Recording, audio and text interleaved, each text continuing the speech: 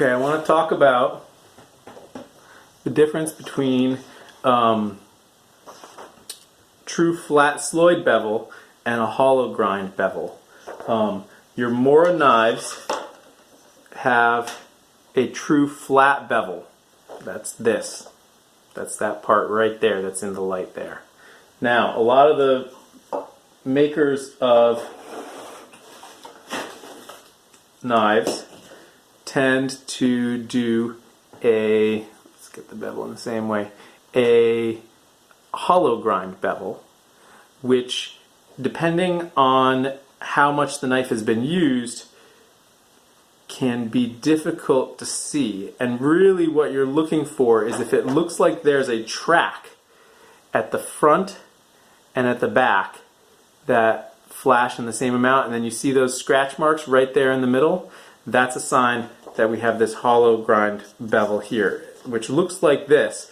But if you were to look at it under a microscope, really it looks like this. And it looks even more like that as you start to sharpen it, because what happens is that as you take your sharpening surface and you sharpen and you sharpen and you sharpen, you start to create these tracks at the tip and at the back here that get wider and wider and wider and slowly eliminate the hollowness of the grind. And eventually, if you were to go far enough, you would get back to this true flat bevel. The reason hollow grinding is nice, and you achieve the hollow grind, I should say, by sharpening against a wheel that has a curvature to the edge of it.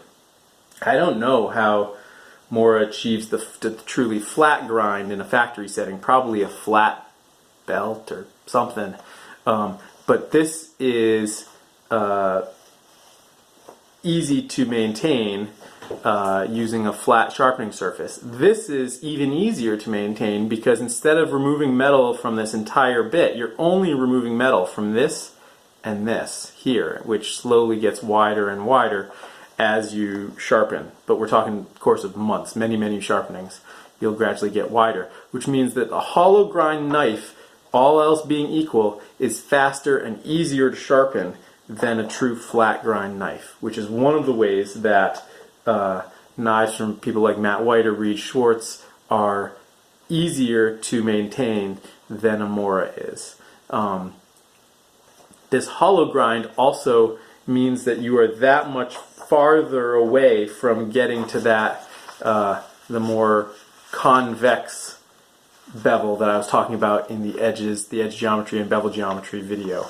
Because until this is completely worn back to this, it's not going to turn into this. It just can't. So that's the difference between the two.